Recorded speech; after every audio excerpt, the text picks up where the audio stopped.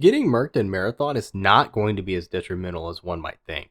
Not only will you actually have a way to get your loot back potentially, but a way to somewhat always have the gear you might need.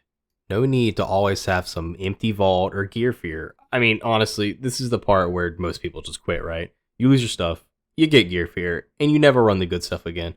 But brother, we gotta get past that. So, we're back for basically a part 3 of this Marathon pre-beta trilogy of sorts that I'm doing. And today we're talking survival and recovering if you don't, which leads into beating gear fear. So, not just staying alive, avoiding everything, but actually thriving so you aren't running around with literal scraps all the time. I'm going to show you some points like progressing factions, which is actually insane for progression, how to loot and do UESC fights without ringing the dinner bell for the whole lobby, and finally, how playing the beta will factor into a successful start for you when the game actually launches. Alright, topic 1, and this is one that will give you some leverage with your gear. There's a huge bonus of the beta that will give you items dependent upon your level. The devs confirmed that leveling your account and hitting specific level milestones in the beta unlocks 3 tiers of loot for the full launch. That means on day 1, while everyone else is running around with starting gear, you're going to be looking a little bit better. So don't worry about hoarding loot in your stash that's going to get deleted in days. Who cares? Use it, lose it, it doesn't matter. What matters is the XP, the contracts you do, what you do in the beta. You need to focus on the account level missions. Do what gives you huge XP in the beta because the XP reward is huge. This should change how you play, right? Instead of playing like a rat to save a gun that's going to get wiped, you play to get some XP. You take the risk, you push the fights, push to do your contracts. If you die, you die. But if you get some XP, that progress sticks. And it's not just weapons, cores, and implants you'll receive. You'll also receive a nice unique beta player emblem and background. Something to show off when you're on the game down the road. Now let's talk gear fear. I mean, I get it.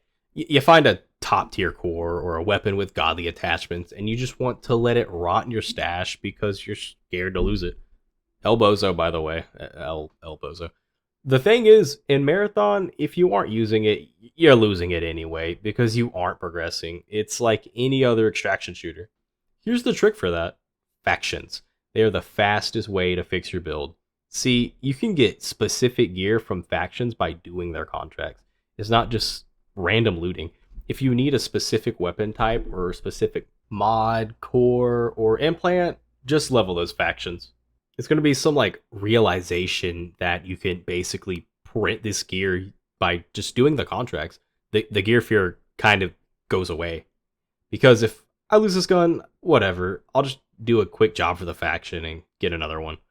I'll just go loot, sell all my stuff, buy another one. Stop treating your gear like it's your retirement fund, dude.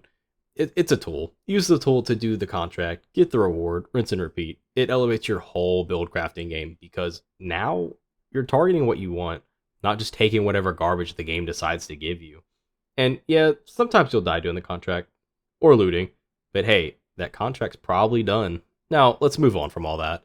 Let's talk about the looting itself, and more importantly, the third parties, the noise you'll be making, the action you'll be in.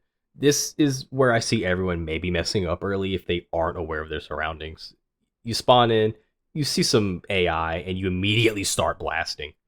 Oh, easy dude, free XP. Look, no, it's dinner time. The third party is coming.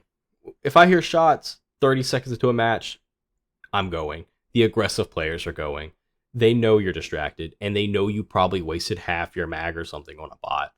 They're going to come over there and third party you hard. Be sure you're looting smart and fighting smart. If you're engaging AI outside of spawn, probably want to do it quickly. The thought of that early third party will be there.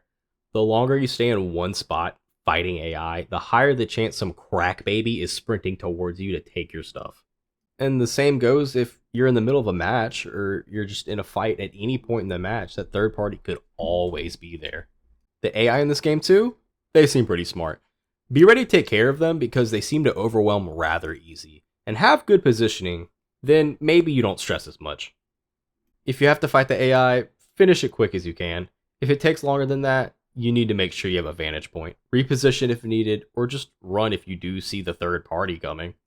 So yeah, Get over the gear fear by leveling factions, and don't fight AI like you're at a shooting range unless you want to get third partied.